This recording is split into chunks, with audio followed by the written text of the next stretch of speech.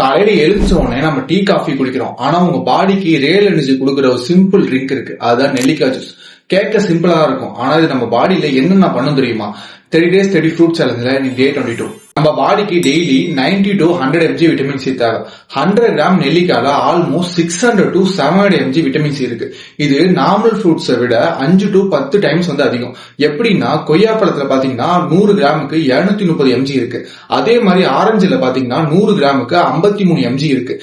நீங்க daily 5 to 6 நெல்லிக்காய் வச்சு ஜூஸ் பண்ணா அப்ராக்ஸா 150 to 250 mg விட்டமின் சி உங்க பாடிக்கு கிடைக்கும்.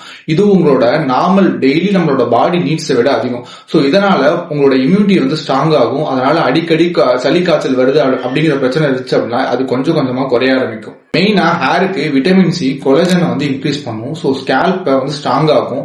அதனால உங்களோட ஹேர் ஃபால் கண்ட்ரோல் ஆகும். ஆனா நீங்க ரெகுலரா குடிக்கணும். அதிகமா முடி கொட்டுன்னு சொல்லிட்டு ஃபீல் பண்றதுக்கு உங்க ஃப்ரெண்டை இந்த வீடியோ டேக் பண்ணிட்டு டெய்லி இதை குடிக்க சொல்லுங்க.